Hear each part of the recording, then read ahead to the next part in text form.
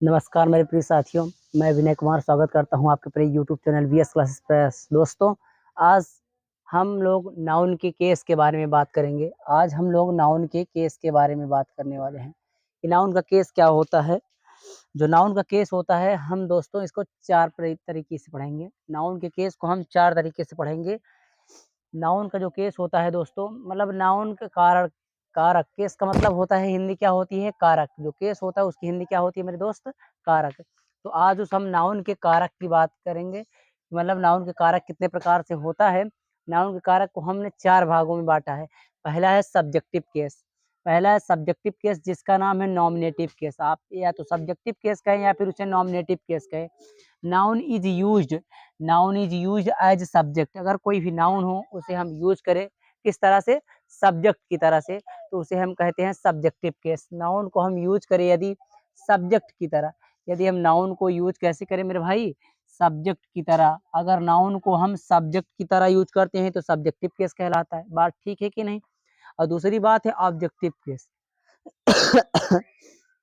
दूसरी बात है objective case. Noun is used as an object. Noun को यदि हम ऑब्जेक्ट के रूप में यूज करें तो हम उसे कहते हैं ऑब्जेक्टिव केस। नाउन को हम कैसे यूज करें मेरे भाई?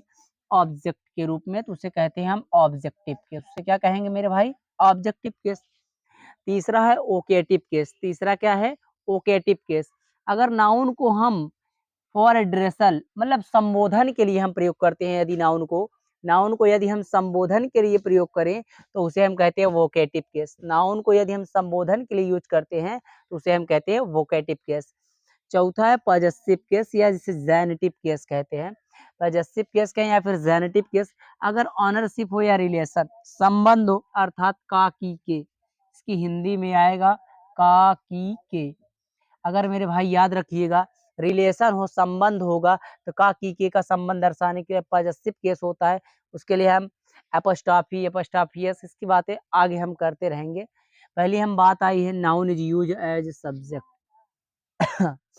Noun is use as subject. जैसे देखिएगा example, Ram called Sita ate ना। ये वाक्य एक एग्जाम्पल मैंने लिया, एक छोटा सा एग्जाम्पल आप लोगों के लिए। Ram called Sita at night. Ram ने सीता को रात में बुलाया। अब देखिएगा, ये राम हमारा क्या है? सब्जेक्ट के रूप में है। जब सब्जेक्ट के रूप में है तो इसे हम कह सकते हैं सब्जेक्टिव केस। इसे मेरे भाई क्या कह सकते हैं हम? Subjective case. क्यों? बात सही है कि नहीं? इसे हम सब्जेक्टिव केस कहेंगे, या फिर इसे आप नॉमिनेटिव केस कह सकते हैं।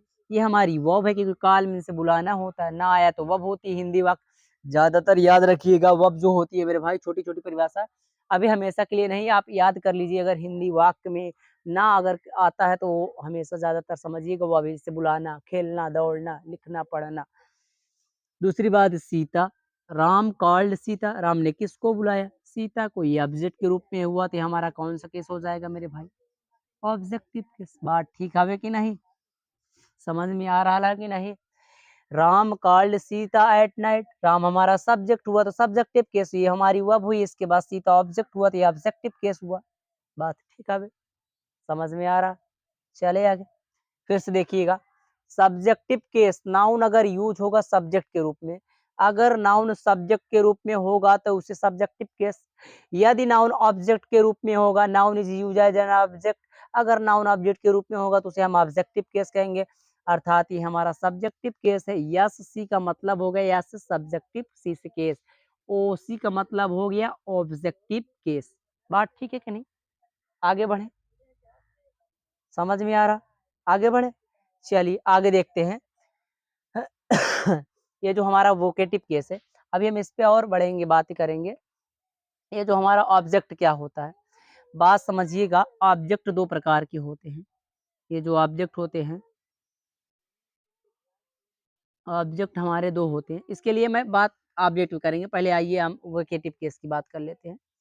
नंबर 3 हमारा जो है वोकेटिव केस। तो मेरे भाई नंबर 3 है हमारा ना, उसका क्या है संबंध भी? Vocative case.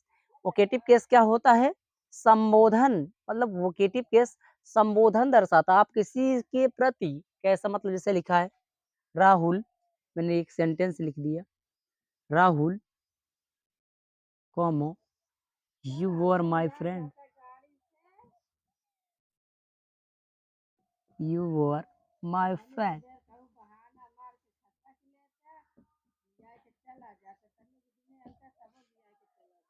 क्या लिखा है?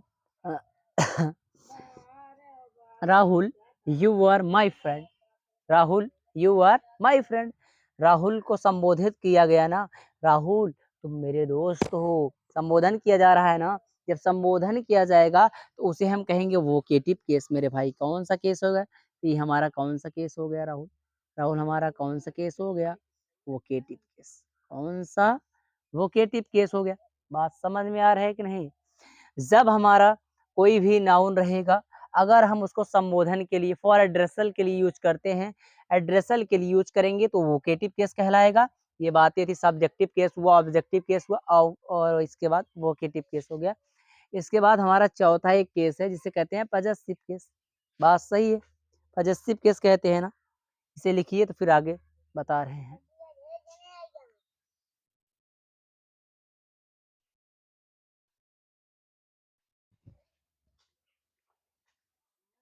चले भाई, सबसे ज्यादा हमारा इंपॉर्टेंट होता है पजेसिव केस। ये जो पजेसिव केस होता है इसका मतलब होता है संबंध कारक। इसकी हिंदी क्या होती है? संबंध कारक। ये सबसे ज्यादा इंपॉर्टेंट है। वो तो मान लीजिए सब्जेक्टिव केस हमने समझा, नाउन अगर यूज होगा सब्जेक्ट के रूप में सब्जेक्टिव केस, नाउन यदि ऑब्जेक्ट के रूप में होगा तो ऑब्जेक्टिव केस, अगर एड्रेसल की बात हो जाएगी तो वोकेटिव केस हो गया। अब हम बात करेंगे नाउन को पजेसिव केस जो होता है, नाउन हमारा जो पजेसिव केस होता है वो बातें कैसे होंगी समझिएगा। एक होता है एपस्ट्रॉफी एस, एक होता है एपस्ट्रॉफी एस, दूसरा होता है एपस्ट्रॉफी और तीसरा होता है ऑफ। समझिएगा, ये तीनों का मतलब होता है, तीनों का मतलब होता है का, की, का, की, के। ये जो पजेसिव केस का हमारा पॉइंट है, एक होता है एपस्ट्रॉफी एस, एक होता है एपस्ट्रॉफी, एक होता है एस। बात ठीक है कि नहीं? सही है। अगर याद रखिएगा, नंबर एक पॉइंट है, नंबर एक पॉइंट हमारा ये है कि एपस्ट्रॉफी यस का प्रयोग कहाँ करेंगे, एपस्ट्रॉफी का कहाँ प्रयोग करेंगे और ऑफ का प्रयोग कहाँ करेंगे। यदि याद रखिएगा, पहली बात, यदि नाउन जो होगा लिविंग होगा, नाउन हमारा कैसा होगा? लिविंग। यदि नाउन हमारा लिविंग होगा तो वहां पर हम यूज करेंगे एपस्ट्रॉफी यस का। यदि नाउन हमारा लिविंग होगा तो हम यूज करेंगे एपस्ट्रॉफी का। यदि नाउन लिविंग होगा, यदि नाउन लिविंग होगा, लिविंग होगा, लिविंग मतलब सजीव होगा, तब हम वहां पर यूज करेंगे एपस्ट्रॉफी एस का। तो हम किसका यूज करेंगे? यदि नाउन लिविंग होगा तो एपस्ट्रॉफी यस का प्रयोग करेंगे, प्रयोग किया जाता है। यदि नाउन हमारा लिविंग होगा तब हम किसका यूज करेंगे? Apostrophe yes. एपस्ट्रॉफी का प्रयोग कहाँ किया जाता है? नाउन लिविंग हो या नाउन लिविंग हो चलेगा, नाउन लिविंग हो या नॉन लिविंग हो चलेगा, लेकिन वो प्यूलर फॉर्म में हो, वो भी प्यूलर किससे बना हो? एस से। प्यूलर किससे बना हो? यस से। नाउन लिविंग हो या नॉन लिविंग हो, नाउन हमारा लिविंग हो या फिर नॉन लिविंग हो, लेकिन यदि वो प्यूलर फॉर्म में हो और यस से उसमें समाप्ति होती हो तो वहां पर हम यूज करेंगे एपस्ट्रॉफी का। यदि नाउन हमारा, यदि नाउन हमारा प्यूलर हो, नाउन हमारा लिविंग हो अथवा नॉन लिविंग हो, लिविंग हो अथवा नॉन लिविंग हो, यदि हमारा नाउन लिविंग हो अथवा नॉन लिविंग हो लेकिन वो प्यूलर फॉर्म में हो, अर्थात प्यूलर हो, भी प्यूलर किससे हो? प्यूलर हो यस लगा हो, उसमें यस या ईएस लगा हो, यस या ईएस लगा हो, तो उसका हम जब बनाएंगे पजेसिव केस बनाएंगे तो उसमें एपस्ट्रॉफी का प्रयोग किया जाता है। जब उसका हम पजेसिव केस बनाएंगे तो उसमें हम एपस्ट्रॉफी का प्रयोग करेंगे। नंबर 3 जब बात आती है तो ऑफ होता है यदि नाउन दोनों नॉन लिविंग हो। नाउन क्या हो? नॉन लिविंग हो। अगर नाउन नॉन लिविंग हो और का की के का संबंध दर्शाने के लिए ऑफ का प्रयोग किया जाता है। अगर दोनों नाउन नॉन लिविंग हो तो अगर नाउन क्या होगा? नॉन लिविंग होगा। यदि नाउन नॉन लिविंग होगा, यदि नाउन नॉन लिविंग होगा तो का की के का संबंध दर्शाने के लिए तब रिलेशन दिखाने के लिए जब नाउन नॉन लिविंग होगा तो रिलेशन दिखाने के लिए हम ऑफ का प्रयोग करते हैं। यदि नाउन नॉन लिविंग होगा तो रिलेशन दिखाने के लिए अर्थात का की का संबंध दर्शाने के लिए ऑफ का प्रयोग करते हैं। एग्जाम्पल देखिएगा, जैसे मैं एक पहले एग्जाम्पल उदाहरण अनुवाद का थोड़ा एग्जाम्पल ले लेते हैं जो आप लोग सामने जैसे लिखा है, राम की माँ बीमार है, बीमार है। ये मैंने एक एग्जाम्पल ले लिया। दूसरा ले लिया मैंने एग्जाम्पल, लड़कों का स्कूल, लड़कों का स्कूल, ये दूसरा हो गया। तीसरा मैं बाद में लूंगा। राम की माँ बीमार है, समझिएगा ये राम है, ये काकी का संबंध दर्शाया, फिर माँ आई, राम भी नाउन है, माँ भी नाउन। तो राम का लिखा है राम और काकी का संबंध दर्शाने के लिए, काकी के संबंध दर्शाने के लिए, चलिए भाई, राम की माँ बीमार है। अगर ध्यान दीजिएगा ये जो राम हमारा नाउन है और का की के का संबंध दर्शाया, संबंध किससे है? माँ से। राम की माँ अर्थात राम का संबंध किससे है? माँ से। राम भी सजीव है और माँ भी सजीव है। हमने कहा यदि नाउन लिविंग होगा तो एपस्ट्रॉफी यस लगाएंगे किसका संबंध दर्शाने के लिए? का की के का। तो राम लिखा है, राम लिख दिए, इसी में हमने एपस्ट्रॉफी यस लगा दिया। फिर माँ लिखिए, माँ लिख दिए, राम्स मदर हो गया। बोलो हाँ, आ गया कि नहीं? राम समदर हो गया। उसके बाद इज मतलब है, इज मतलब है, इल मतलब क्या होता है? बीमार। बोल ठीक है कि नहीं? राम भी सजीव था और उसकी माँ भी, और दो इसलिए काकी का संबंध दर्शाने के लिए हमने एपॉस्ट्रोफी का प्रयोग किया। दूसरा बात यह है लड़कों का कॉलेज। अब लड़कों का कॉलेज, लड़के भी क्या है? लिविंग हो, लेकिन कैसे है? प्यूलर है तो क्या लगाएंगे यहाँ पर? जब प्यूलर होगा तो भैया एपस्ट्रॉफी का यूज किया जाता है। प्यूलर होता है तो हमने अभी बताया ना, यदि प्यूलर होगा तो एपस्ट्रॉफी का। यदि नाउन लिविंग हो या नॉन लिविंग इस पे नहीं प्रभाव पड़ता। यदि वह किस फॉर्म में हो, यस यस से प्यूलर हो, प्यूलर किससे हो? यस और ईएस लगा हो तो उसमें हमने क्या करेंगे? जैसे लड़कों का, अब लड़का का अंग्रेजी होती है बॉय, बोलो हाँ, बॉय होती है, और इसी लड़के हैं तो भैया यस लग गया, बॉयस हो गया। अब बहुवचन है और किससे है बहुवचन? भैया यस से, तो हम भैया यहाँ पर क्या लगाएंगे? Apostrophe. Boys school, boys school, ये हमारा हो गया। समझिएगा फिर से, यहाँ राम देखिए क्या था? सजीव था। माँ उसकी क्या थी? सजीव थी। तो हमने का की के का संबंध दर्शाने के लिए एपोस्ट्रोफी यस का प्रयोग कर दिया। अब यहाँ लड़के क्या थे? बहुवचन थे। काकी का संबंध दर्शाने के लिए अपस्ट्रॉफी का प्रयोग किया और उसके बाद स्कूल लिख दिया। क्यों यहाँ अपस्ट्रॉफी लगा? क्योंकि लड़के प्यूलर है और प्लस यस यस से प्यूलर है। बताइए समझ में आया कि नहीं? चले आगे। ये बातें क्या थी? ये 3 पॉइंट थी, ये तीनों पॉइंट याद रखना पड़ेगा। अब ये हम थोड़ा देख लेते हैं ऑफ का प्रयोग कहाँ होता है। तो हम इसी एक एग्जाम्पल ले लेते हैं, यहाँ पर ऑफ का प्रयोग कहाँ करेंगे।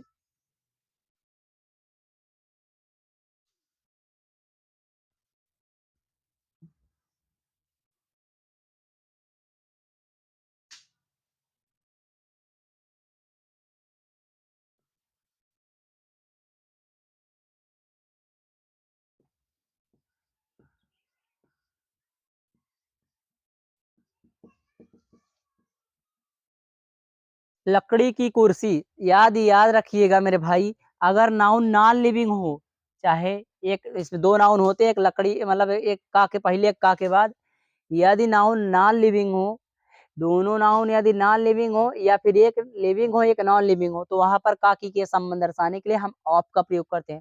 लकड़ी की कुर्सी, लकड़ी है भैया, लकड़ी तो निर्जीव है, नॉन लिविंग है।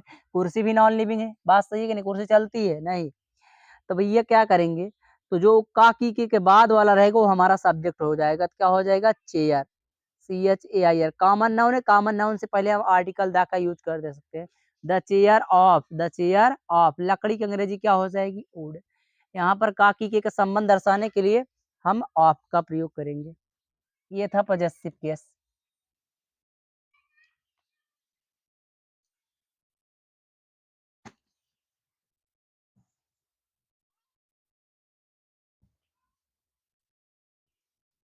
इसमें कुछ इम्पोर्टेंट क्वेश्चन